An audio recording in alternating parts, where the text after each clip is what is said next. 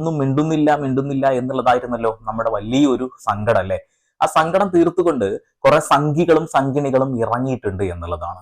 ധർമ്മസ്ഥലയിലെ ആ അമ്പലത്തിനെതിരെയാണ് നമ്മൾ എല്ലാവരും സംസാരിക്കുന്നത് എന്നുള്ള തെറ്റായ ഒരു വ്യാഖ്യാനത്തോട് കൂടിയിട്ട് ഇവിടെ സനാതന ധർമ്മത്തെ തകർക്കാൻ വേണ്ടിയിട്ട് കുറെ സുഡാപ്പികൾ ഇറങ്ങിയിട്ടുണ്ട് എന്നൊക്കെയാണ് പറയുന്നത്. എന്റെ പൊന്നു ശശികല മേഡം, ഇത്രയും നാൾ നിങ്ങൾ എന്തുകൊണ്ട് മിണ്ടിയില്ല? ഇപ്പോ എന്തോ ഒരു കച്ചിത്തുരുമ്പ് കിട്ടിയെന്ന ഒരു ധാരണക്ക് പുറത്ത് ഒരു കെട്ടിച്ചമച്ച കഥയുമായിട്ട് നിങ്ങളാണ് വന്നിട്ടുള്ളത്. അനന്യ ഭട്ടിന്റെ അമ്മ സുജാത ഭട്ട് അനന്യ ഭട്ട് എന്നൊരു പെൺകുട്ടിയെ പോലും ജന്മം നൽകിയിട്ടില്ല, അങ്ങനെ ഒരു സ്ത്രീ പോലും ജനിച്ചിട്ടില്ല, പിന്നെ എങ്ങനെ അവർ മരിക്കും? അങ്ങനെയുള്ള കള്ളപ്രചരണങ്ങളുമായിട്ട് സംഘിണികളൊക്കെ രംഗത്ത് വന്നു എന്നുള്ളതാണ്. നമുക്കത് മുഴുവനായിട്ടൊന്ന് പരിശോധിക്കാം.